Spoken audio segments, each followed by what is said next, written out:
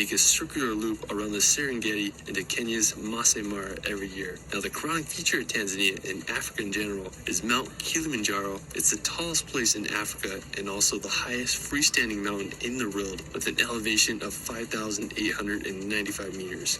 What's great about Mount Kilimanjaro is that it can be summited without climbing gear. The journey takes anywhere from 5 to 10 days to complete. Man, I'd love to do it someday. Now, one of the best places to view Mount Kilimanjaro is from the Amboseli National Park. It's located right across the border in Kenya, and I think it has one of the best views in the world, not only because it has a great view of Mount Kilimanjaro, but it's often coupled with animals such as elephants roaming free throughout the park. I mean, it's a scene straight out of Lion King. Now, afterwards, we're going to venture to Ethiopia to visit the Simien Mountains. They are home to the highest point in Ethiopia. Now, one of my favorite features of the Simien Mountains is its wildlife. They are home to the Galata baboon, also known as the bleeding heart monkey, which can only be found in the Ethiopian highlands. I mean, it's just such an interesting part of Africa. Now, afterwards, we're going to visit the islands of the Seychelles. Now, located in the Indian Ocean off the coast of East Africa, the Seychelles are an archipelago made up of 115 islands and are home to some of the world's most famous beaches.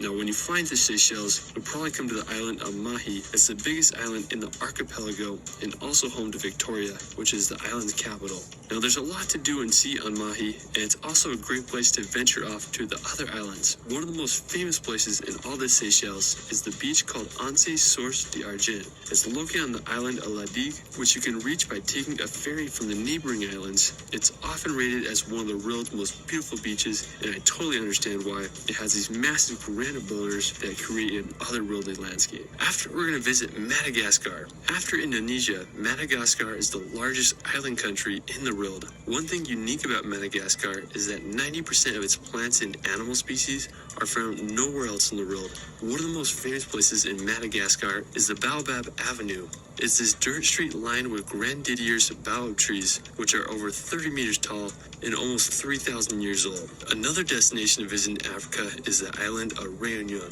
Located in the Indian Ocean, Réunion is a French territory with some of the most incredible terrain. It's a volcanic island and totally reminds me of Hawaii. One of the most striking features of the island is the volcano called Piton de la Fournaise. It's currently one of the most active volcanoes in the world, with its most recent eruption in 2020. Réunion just has some of the most insane scenery. After, we're going to visit the nearby island of Mauritius. Unlike Réunion, Mauritius is its own country. It's an incredibly beautiful island with impressive mountain peaks and landscapes. Probably the most well-known feature of Mauritius is its underwater waterfall. While it isn't actually a waterfall, it creates an illusion of one and can best be seen from the air. Now, after, we're going to head up to Egypt to visit the pyramids of Giza. As one of the ancient wonders of the world, I think the pyramids of Giza are some of the most baffling and intriguing structures on Earth. To think that thousands of years ago, millions of massive stone blocks were used to build one of the largest structures on Earth, it's just hard to comprehend. Now, the pyramids are full of mystery, like how in the world were they built, what was their purpose, and just many other questions. Some archaeologists believe that the pyramids served as a tomb for the pharaohs, but I think they had a different purpose. Another interesting fact about the pyramids is that the coordinates are the exact same numbers as the speed of light. I mean, whether that means something or just a crazy coincidence, it's definitely something to think about.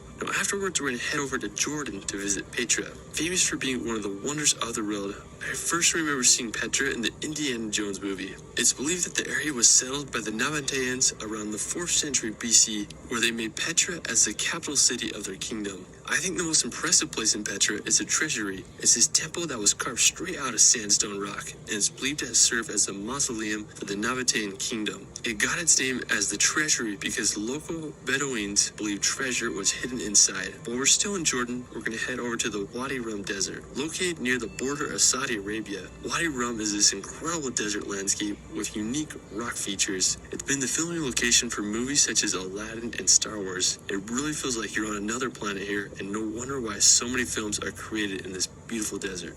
Now, afterwards, we're going to head over to Saudi Arabia. Located in the Middle East, Saudi Arabia was a rather mysterious country until it opened its borders to tourists in 2019. The largest and capital city of Saudi Arabia is Riyadh. It's a major financial hub hub and full of fascinating skyscrapers. Now, one of the most interesting places in Saudi is called Al Ula. It's located in the northwestern part of the country, and it's home to some fascinating rock formations and ancient tombs. The area was founded back in the 6th century, and it's just full of so much history. After, we're going to head over to the UAE to visit Dubai. Now, Dubai is one of the wildest places I've ever been. It's basically what happens when a city has a blank slate and limitless budget to make some of the craziest buildings and structures in the world. It's home to the Burj Khalifa, which is the world's tallest building at 830 meters high. When I was there, I went to the top 124th floor, and afterwards I went down to watch the spectacular Dubai fountain show. It was such a cool experience, and I just had a great time walking around and enjoying the light show on the Burj Khalifa. One cool thing I did while I was in Dubai was I went on a desert safari. We went out to the middle of the desert and got in some cars and rode on the dunes. It was a little sketch, but I had a good time watching the sunset and experiencing the crazy deserts of the UAE. After, we're going to head over to the Himalayas to visit Nepal. Now, nicknamed the roof of the world, Nepal is home to 8 mountains that are over 8,000 meters high, including the world's tallest peak, Mount Everest. If you do visit Nepal, you'll probably fly into the capital city of Kathmandu. It's a bustling place surrounded by the Himalayan mountains, famous for its temples and monasteries. Now, one thing I want to do someday is hike to Everest Base Camp. You can start by flying into the sketchy Lukla Airport and then take about 2 weeks to make the round-trip journey. Base Camp is up at an elevation of 17,600 feet. I mean, Nepal is such an incredible country, and I hope you all can visit. After, we're going to visit the country of Pakistan. I think Pakistan is one of the most underrated countries in Asia. It has a vast array of landscapes, but my favorite feature of Pakistan is its mountains. They are absolutely unbelievable, and after Nepal, they are home to the tallest mountains in the world. One of the most intriguing places in Pakistan for me is Fairy Meadows. It's this beautiful base camp that you need to take this sketchy road to get to. It's shadowed over by Nanga Parbat, which is the 9th tallest mountain in the world at 8,125 meters, and the overall scenery here is just mind-blowing with the glacier and everything. I mean, Pakistan's mountains truly are on another level. After, we're going to visit the country of Sri Lanka.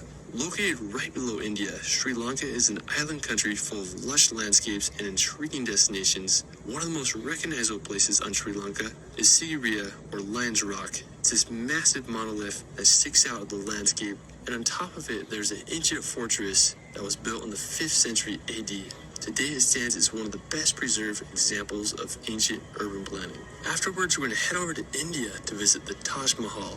Now, when I think of India, the Taj Mahal almost always comes to mind. It was completed in the year 1653 and took over $1 billion adjusted for inflation to complete. It was built by the Mughal emperor at the time as a place to house the tomb of his favorite wife. It just blows my mind that this was created almost 400 years ago. Today, it stands as a symbol for India and receives over 6 million visitors a year. Another intriguing destination in India is Varanasi.